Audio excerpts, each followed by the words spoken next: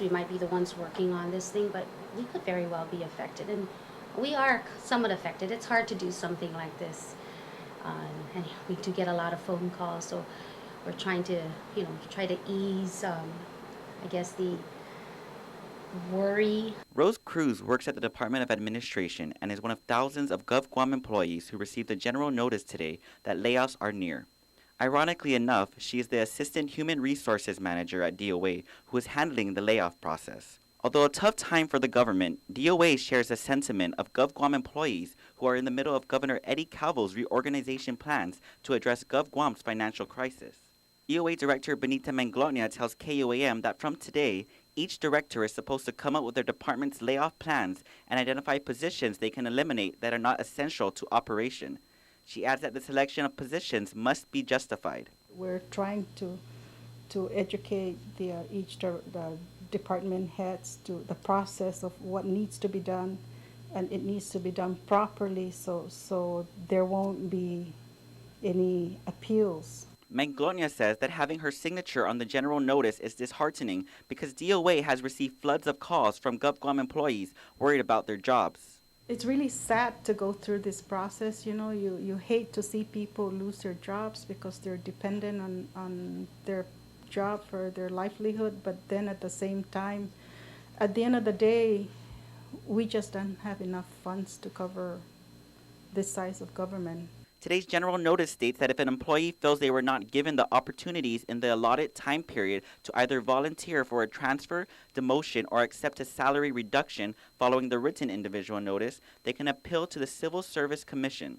She adds that these opportunities are in place to try and avert layoffs, but doesn't necessarily mean your job is safe either. The written individual notice will notify you that your position has been targeted for abolishment. Employees who are released or voluntarily demoted will be placed on the layoff reinstatement list.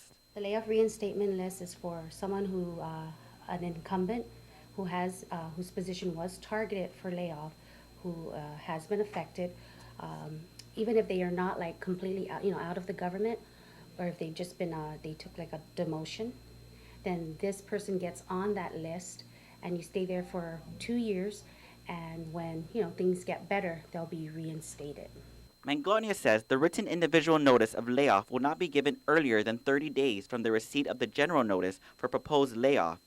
Upon receipt of the written individual notice of layoff, employees have another 60 days before being affected by this process. However, she is confident that the government can recover. But I'm sure that I am confident that there is room to streamline the size of the government and make this government more lean and efficient. In a message to GovGuam employees last night, Governor Calvo said that he has given strict instructions to the respective directors to ensure employees who underperform or conduct themselves against the rules will go through the adverse action process. Additionally, he said he is not looking to lay off a large percentage of the workforce all at once, but exhaust all avenues to cut costs before laying off classified employees. Reporting for Guam's News Network, I'm Ken Quintaniza. The general notices issued today follows Governor Calvo's reorganization advisory number 2 today, which stated that a notice of employment termination was sent to 17 unclassified employees. And just before news time, Vice Speaker B.J. Cruz announced he plans on calling oversight hearings on the Department of Administration and the Civil Service Commission to determine the legality and force of the notices issued today. The Vice Speaker saying the layoffs cannot be undertaken unless the department or agency has exhausted all available alternatives in relocating or reassigning employees before a layoff is initiated, including the termination of unclassified employees first. He says, quote, the notices sent out today should not be considered valid because they do not contain individual employee retention standings as required by law. You can read his release in its entirety on our website.